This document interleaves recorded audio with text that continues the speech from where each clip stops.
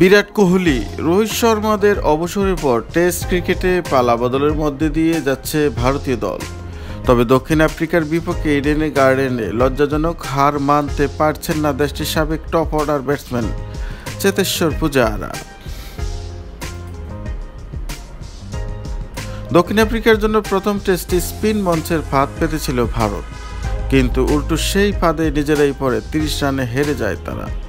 124 রানের লক্ষ্য তারায় স্রেফ 93 রান করতে পারে স্বাগতিকরা। পূজারা বলেন, দলের পালাবদলের কারণে ঘরের মাঠে হারতে হয়েছে ভারতকে। এটা আমি মানতে পারছি না, আমি এটা হজম করতে পারছি না।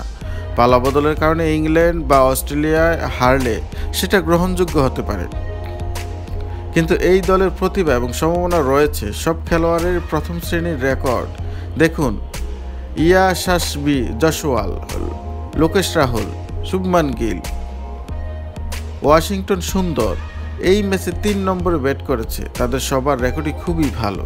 তবু আপনি যদি ঘরের মাঠে হেরে যান, তার মানে কোনো সমস্যা আছে। সাবেক এই তারকা বলেন, এই ম্যাচটাই যদি ভালো উইকেটে খেলা হতো তাহলে জয়ের সম্ভাবনা অনেক বেশি ছিল। টেস্ট ক্রিকেটকে আপনি কীভাবে সংজ্ঞায়িত করেন? কেমন উইকেটে আপনার জয়ের সম্ভাবনা বেশি? এমন উইকেটের সম্ভাবনা কমে যায় এবং প্রতিপক্ষ আপনার সমান থাকে। ভারতে এত প্রতিভা আছে, এমনকি ভারত এই দলও দক্ষিণ আফ্রিকাকে হারাতে পারে। তাই আপনি যদি বলেন এই পরাজয় পালাবদলের কারণে, তাহলে এটা গ্রহণযোগ্য নয়।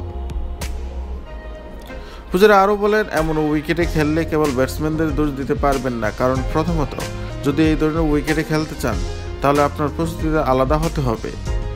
গৌতম গম্ভীর ভাই বলেছেন, তারা এই ধরনের উইকেট চেয়েছিলেন, কিন্তু এখানে ব্যাট করা সহজ ছিল না। উভয় দলের পরিসংখ্যান দেখুন, কেবল একজন ব্যাটসম্যান 50 করতে পেরেছে, তাই এর মানে এটা ভালো উইকেট ছিল না। প্রথমে হেরে 2 টেস্টের সিরিজে 1-0 পিছিয়ে আছে ভারত। গুয়াহাটিতে আগামী শনিবার শুরু হবে দ্বিতীয় ও শেষ ম্যাচ।